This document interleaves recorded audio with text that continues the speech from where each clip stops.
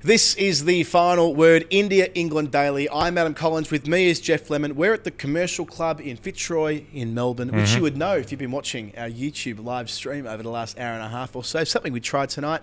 It's going to be on the YouTube page. Take a look if you like it. We might do it again. Yeah. A captivating you scream, day. I scream. We all scream for live stream.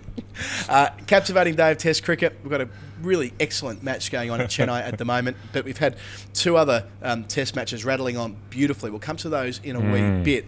First things first, though, as is the custom on the Final Word Daily, I want you to tell me and everybody else what happened at Chennai in the space of 30 seconds. England's day. They got bowled out for 573, 42 for the ninth wicket, a big score, and then Jofra Archer started like a steam train, got rid of both the openers cheaply.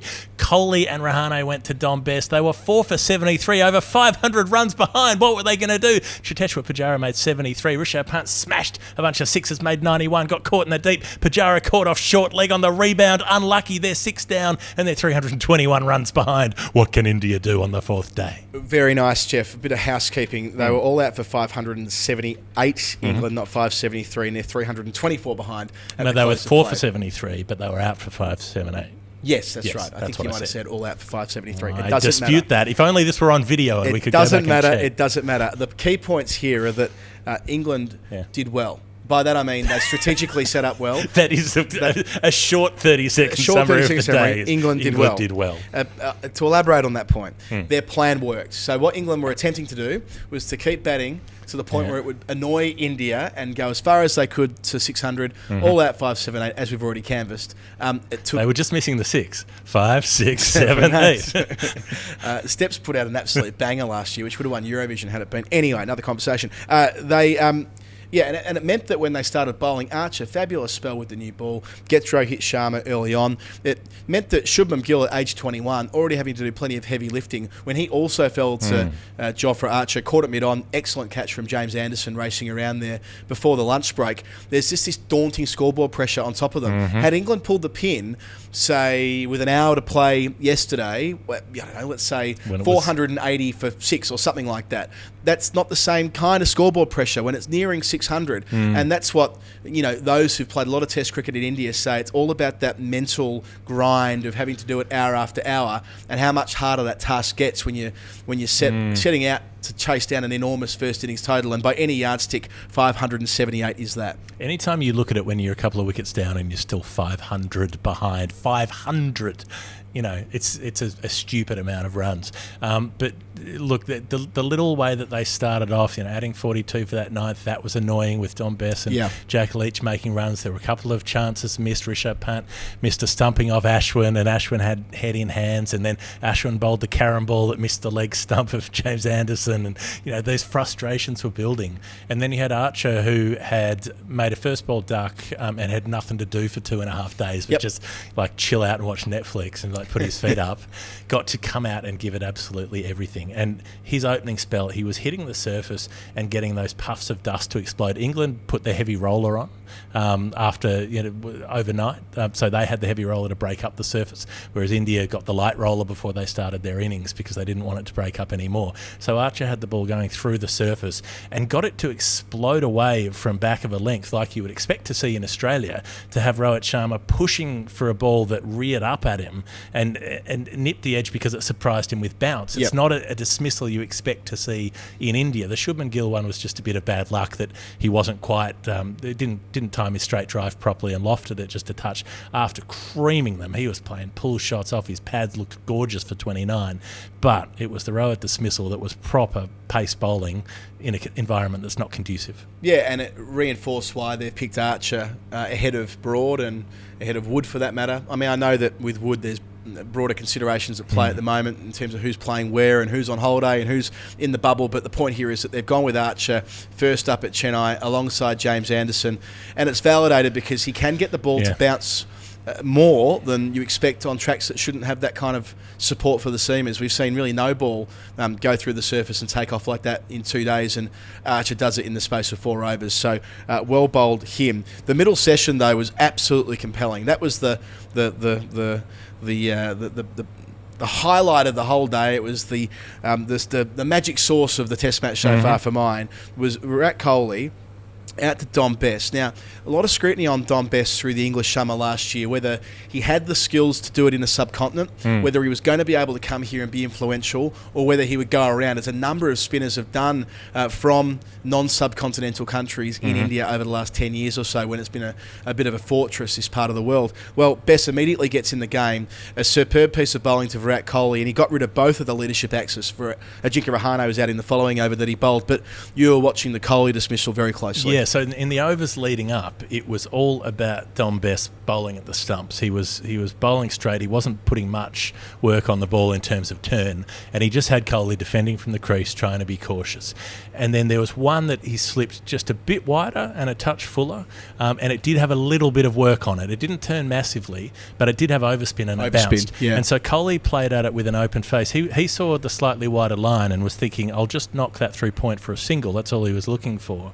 And because it jumped at him, and it was that wider line, it took the shoulder of the bat, the inside shoulder, and popped away to short leg, and it was a good catch from Ollie Pope. But it was really obvious that there was just that slight variation, and that was enough to draw the mistake. Yeah, real chef's kiss moment for off spinners who love getting players caught at short leg from the over spinner, and that was perfect in terms of getting him in the game, picking up one of the best players in the world, and on his day the best player in the world really will do that.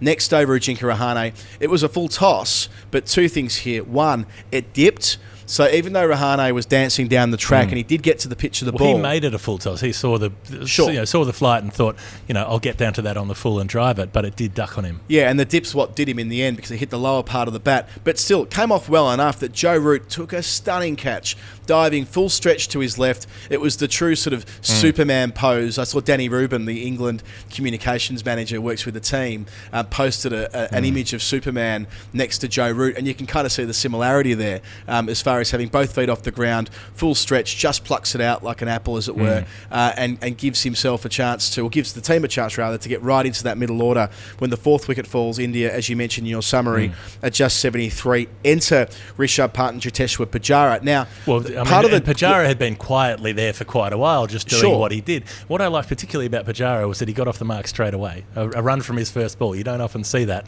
Strike rate of 100 first ball he faced. Good observation. And I suppose Pujara, alongside Kohli, they absorbed a lot of dot balls in the first hour after lunch. I think they might have only made 15 runs in the first 14 overs, something like that, before the two wickets fell. The absolute reverse of that in the fourth hour of the day, Rishabh Pant, an extraordinary start really, against Jack Leach, striking 4 sixes in the space of 2 overs. He got to 50 from 40 balls. Even Pujara, a half century from 106 balls, is a pretty good clip, but most of those runs came after Pant joined him in the middle. They ended up putting on 119, I think it was. Out of the first 100 they put on, the split was 65-35 in terms of the runs. So you get a sense of the senior role that Pant was taking. But that's the third test match in a row where Rishabh Pant has walked out and immediately taken on the spin, done it successfully. And as Bharat Sundaresan made the point on Twitter, what is risk if a batsman doesn't interpret it as risk? From Pant's perspective, it's clear that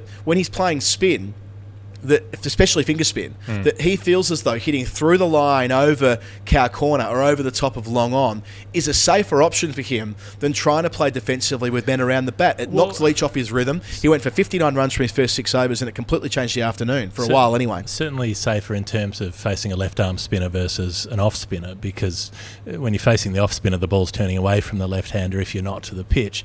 The left-arm spin of the ball was turning into Rishabh Pant, so he had that extra bit of protection. But I think really he was looking at the footmarks outside his off-stump, and Jack Leach was clearly looking at the footmarks and trying to land it in them. And Rishabh Pant concluded that if he just stuck around and defended from the crease, he'd get some out of the footmarks that would likely get him out. And so he wanted to get rid of Leach, get him out of the attack completely, or at least put him off. And so every time he came down, it was when the ball missed the footmarks. He accurately read the length of the ball before it dropped and got down to make sure that when it was missing the footmarks, he was there to meet it. And those 4 times he sent it over the rope, over the onside. Yeah, and sure, there's a degree of premeditation to that, no question. But again, it's the infusion of white ball skills. Yeah, but I think it's premeditation. Adaptation. I think it's premeditation saying, I'm going to hit some sixes in this over, but not necessarily I'm going to hit one from this ball. Right, yeah, and if he has committed to the shot, I suppose what I'm saying is he's got the skills that let him adapt to that length. So I suppose what I'm pointing to is, had one hit the rough, I'm still going to back him to adjust in the crease. He's got that extraordinary eye, and the contact he makes is sweet as anyone in world cricket at the moment. A truly formidable cricketer, and over the last 3 test matches at Sydney, Brisbane, and now here, 91 off 88 balls. Yeah, sure, India are still way behind in this test match, but yet again, laser marker that this guy, I mean, if he's not a superstar yet, he's going to be very, very soon. And the other part of Pant's innings was that repeatedly in between the sixes, he was right back on his stumps playing the ball off his hip. Anytime it was that little bit shorter, he was playing it through square leg for a single. They had a couple in the deep out there, but he was using that as his other shot, rotate, get off strike, keep disrupting him that way, and get Pujara back on strike. So I thought everything about his innings he managed really well until he tried to go over cover and sliced one and ended up holding out. Yeah, giving Dom Bess a 3rd wicket. So that middle session ended up being 2 for 95, but again, a session of 2 hours, literally, but also as far as the way the scorecard played out. Then the 3rd session, they made 103 runs and lost 2 wickets again, so a similar trajectory. But the main 2, they lost Pujara and exactly. Rishabh Pant. So Pujara goes in a freakish way, pulls a Bess long hop into short leg, off the shoulder, bobbles up. Rory Burns does the rest, and then you've already talked about Rishabh Pant's dismissal. So they made 73 and 91 respectively. And the Pujara one, he middled. Like, that wasn't a miss hit. That wasn't like, oh, Pujara's got out to a bad ball. He absolutely caned it out of the middle, and he just happened to hit short leg. You know, very, very unlucky. It happens. It happens, and I suppose it might see him wind it back a notch or two, given it was just when he was trying to ratchet up the gears. But you know, but his cut shots against the fast bowls every time Ben Stokes got wide, Pujara cut him.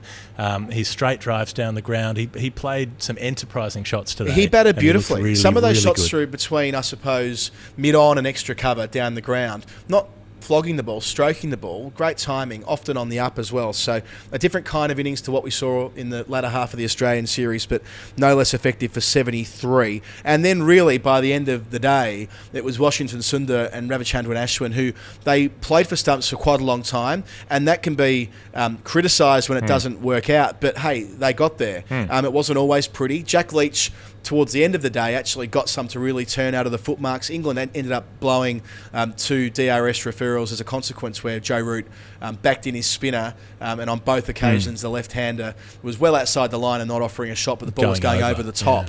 So, but at least it gave Leach a chance to get in the game after going for, well, in the end, his figures are dreadful, none for 94, but it could have been an awful lot worse, put it that way. Yeah, commentary kept saying, like, oh, Jack Leach won't mind this at all every time Rishabh hit a 6. You know, he's attacking the bowler. After the 4th one, I was like, I think he's probably starting to mind. Yes. Especially when down the other end, Dom Bess bowled so nicely, 4 for 55. We touched on him a little bit earlier, but the idea that he's taken a 5 for in Sri Lanka, albeit one that wasn't perhaps the best he'd ever bowled, but still, wickets are wickets. The second innings in the second test match at Galle, where Leach and Bess were able to bowl Sri Lanka out in the space of 2 sessions to set up a 4-day victory, and the fact that he's brought it into the first test match at Chennai. I mean, an Indian series where you get beaten up in the first test, you can ask Nathan Lyon about that from 2013, the same venue. It can become a very long tour. But the opposite is now true for Bess. He's picked up Virat Kohli, picked up Ajinkya Rahane, picked up Cheteshwar Pujara, picked up Rishabh Pant. A very tidy day's work. It makes him the player of the day, surely. I think it does. Because the decisiveness, you know, Archer got the initial breakthroughs, but with the openers gone, you could still rely on Kohli and Rahane to bat long. That was chopped off by Dom Bess. He was the one, and he did that with good bowling. There was no luck involved in those 2 dismissals, really. Yeah, unanimous there. I suppose Rishabh Pant, I kind of jokingly said the other day that I think we'll give Joe Root player of the day half a dozen times or something in the series. I feel like Rishabh Pant will get this gong at some stage, but yes, no concerns about Dom Bess. How do they play it from here? Because really, it seems to me the only option for India is just to try to bat as long as possible in this innings. Runs almost don't matter at this point. Even with 2 days to go, you've got to start taking time out of the game. Well, yeah, India cannot win the test match barring some extraordinary set of circumstances where I suppose they get bowled out relatively soon. England bat again, and England give themselves, 4 sessions to bowl India out with 450 on the board, and they do something remarkable like we've seen in Chittagong. Back to that in a sec. In the final exchanges of this test match, radically unlikely, even after what we saw in Brisbane. The most likely and most conservative option will be bat for as long as they can, take time out of the game, and then hope when they bowl the second time around that the game progresses slower than England would like, and delay that declaration for as long as possible. Yeah, I guess so. Although England would probably only be batting time rather than runs that second time around for how long they want to give their bowlers Quite possibly, to rest. yeah. What are we looking at for Hall of Fame?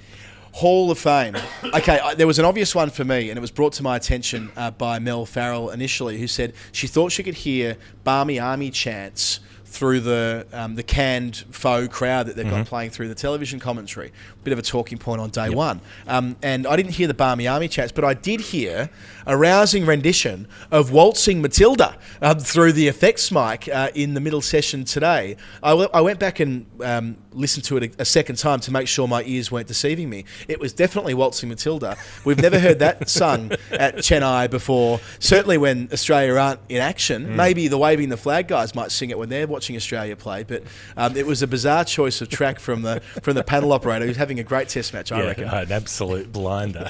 He's having a Jack Leach test match so far. I particularly liked it and would nominate Shubman Gill's pull shot from Archer early in the day, the first bouncer Archer bowled to him, and it was heat. Archer hit 148 k's an hour at one point today.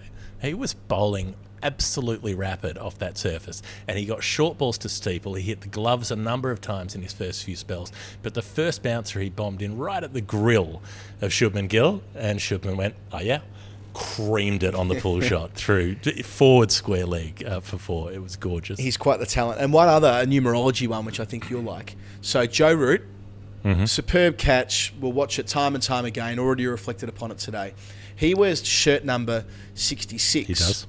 Ajinkya Rahane wears shirt number 3, and Joss Butler wears shirt number 63. 63 plus 3, the other two men in the shot, equals 66. Yeah, right. That was pointed out to me on Twitter. That's nice. I've got, I reckon, a better one, though, which is that, the TV commentators with great excitement, we talked about the no ball siren when players overstep, and they were saying 20 times in total for the Indian innings, I should say. Now, they were talking up, like they had a great stat here, which was that Ravichandran Ashwin had bowled his first no ball in Test cricket, which is a good stat. And they were talking about it like in hushed tones, like, wow, they go, isn't that amazing? He's bowled 15,000 and whatever deliveries, and none of them have ever been no balls. And I was like, they haven't had videos on his foot.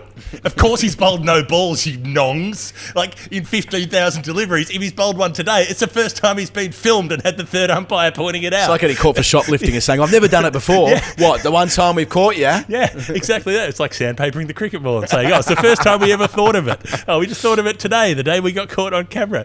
I mean, that just absolutely cracks me up. I'm sorry, but wow, it's amazing. We got the first no ball he's ever bowled on video right here on this test match.